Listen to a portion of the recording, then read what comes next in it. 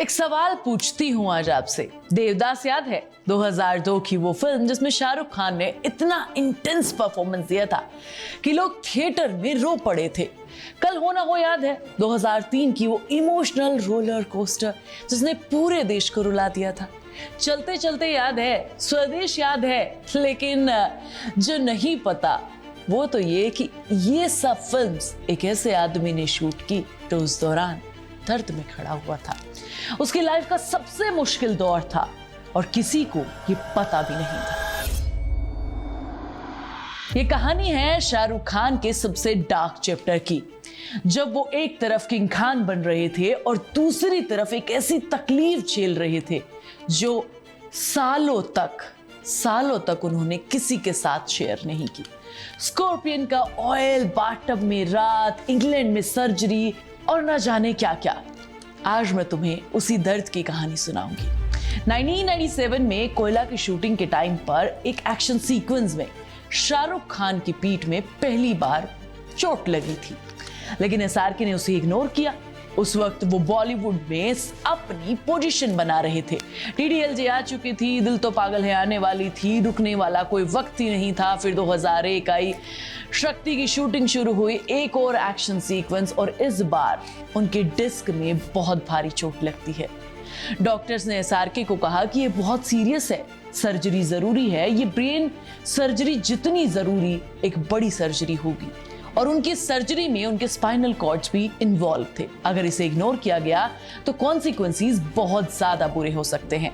SRK ने क्या किया होगा एक बार को सोचो। शूटिंग कंटिन्यू कर दी। क्यों? क्योंकि उस वक्त देवदास की शूटिंग चल रही थी, संजय लीला भंसाली की फिल्म, इतना बड़ा प्रोजेक्ट, इतनी बड़ी रिस्पॉन्सिबिलिटी, और उन्होंने सोचा कि सर्जरी बाद में करा लेंगे, पहले फिल्म करते हैं। ये डिसीजन उन्होंने अगले 4 से 5 साल तक दोहराया। देवदास, कल हो ना हो, चलते चलते, स्वदेश, हर फिल्म में एक बहुत ज्यादा क्रॉनिक पेन में वो शूटिंग कर रहे थे। गोविंद नामदेव से एक एक्टर हैं जिन्होंने एसआरके के साथ फिर भी दिल है हिंदुस्तानी में, रीस में काम किया है। उन्होंने एक इंटरव्यू में अभी रिसेंटली ही कहा कि वो बंदा 24 घंटे काम करता है, सोना भी 3-4 घंटे, उसी में जिम, डायलॉग्स याद करता है, इवेंट्स में जाता है, परफॉर्म करता है। फिजिकली बहुत ज्यादा प्रॉब्लम थी, रीढ़ की हड्डी में प्रॉब्लम थी, काफी प्रॉब्लम थी, जिसे देखकर हमने भी सीखा है। ये स्टेटमेंट 2026 में आया है, यानी कि पूरे 25 साल बाद। लेकिन जो कहानी मोस्ट इंटरेस्टिंग है कि वो उन 4-5 सालों की, जब उनके पीठ में दर्द था एसआरके की, तब वो सर्जरी क्यों नहीं करवा रहे थे? उस वक्त क्या क्या हुआ? क्यों एसआरके ने ऐसा किया? और इनफैक्ट एसआरके ने इस बारे में बात भी की है। उन्होंने एक इंटरव्यू में कहा, जो पढ़कर मुझे बहुत हंसी आई, दर्द भी हुआ। एसआरके ने लिखा, मेरे परिवार, मेरे दोस्तों ने अलग अलग ट्रीटमेंट सजेस्ट किए, एक्यूपेंचर से लेकर स्कॉर्पियन के डंक से बनी दवाई तक, उसका तेल तक, मुझे क्या क्या नहीं कहा गया, उसका तेल दिया गया। ये पढ़कर एक सेकंड के लिए मैं रुक गई। बॉलीवुड का किंग खान, जो दुनिया का सबसे ग्लैमरस आदमी है, वो घर पर स्कॉर्पियन के डंक का ऑयल अपनी स्पाइन पर लगा रहा है क्योंकि सर्जरी से डर लगता है। लेकिन ये तो शुरुआत थी।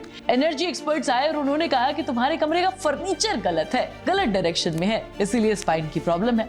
और एसआरके ने फर्नीचर चेंज करवा दिया, बिस्तर की डायरेक्शन बदल ली, क्योंकि प्रॉब्लम पता है क्या है, कि उन्हें सर्जरी से डर लगता था।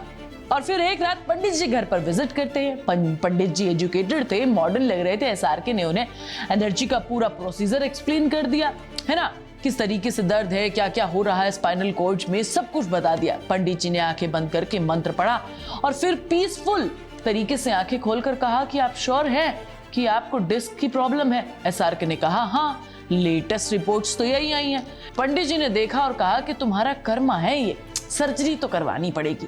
और उस वक्त एसआरके बहुत हंसे, लेकिन उन्होंने सीरियसली कंसीडर किया क्योंकि सर्जरी का डर तो था। और फिर वो रात आई जिसने सब कुछ बदल दिया। एक एनर्जी एक्सपर्ट ने कहा कि तुम्हारे घर में एक जगह है जहां एनर्जीज है, जहां जाकर बैठ जाओगे तो तुम्हारी स्पाइन का पेन ठीक हो जाएगा। और सोचो वो जगह क्या थी? उनके घर का बाथटब। बॉलीवुड का किंग खान रात को अपने बाथटब में सोने चला जाता है। उसकी पीठ में दर्द है और अगर कोई मैजिक हो जाता है तो वो सर्जरी से बच जाएंगे, सिर्फ इस सोच के साथ। बट हुआ उसके कुछ उल्टा ही। अगली सुबह उन्होंने इंग्लैंड में अपने सर्जन को कॉल किया और उसी सुबह उनके सर्जन का कॉल आता है और पूछते हैं कि are you okay?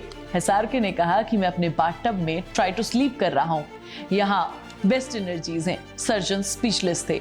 Finally England जाना तय हुआ। सर्जरी होनी थी, लेकिन जाने से पहले अपनी सभी दोस्तों से मिले और जाकर सर्जरी करवाई। स्पाइन ठीक हुई और जब वो घर वापस आए तब सबने क्लेम किया कि उनकी वजह से सर्जरी सक्सेसफुल हुई। एनर्जी एक्सपर्ट ने कहा, मेरे फर्नीचर अरेंजमेंट्स की वजह से सर्जरी सही हुई है, गाइडेंस अच्छा दिया। पंडित जी ने कहा कि प्रेयर्स काम आई है, दरवाजे पर कुछ और नजरबट्टू लगा लो या फिर घोड़े की नाल लगा लो, उसका भी क्रेडिट ले लिया। एसआरके ने यह भी लिखा कि शायद ये सब कनेक्टेड है, शायद फेथ और साइंस एक दूसरे के बिना नहीं चलता।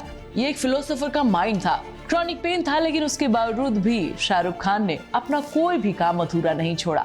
किंग खान आज शूटिंग कर रहे हैं साउथ अफ्रीका में, दिसंबर में रिलीज होने वाली है किंग मूवी उनकी। लेकिन जो दर्द 1997 में शुरू हुआ था, वो दर्द आज भी कभी न कभी हो जाता है।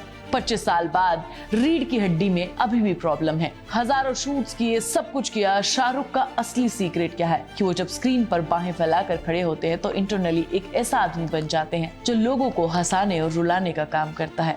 हाँ, वो बात अलग है कि कई बार वो खुद दर्द में होते हैं, लेकिन मजाल है कि वो कैमरा पर कभी दिख जाए।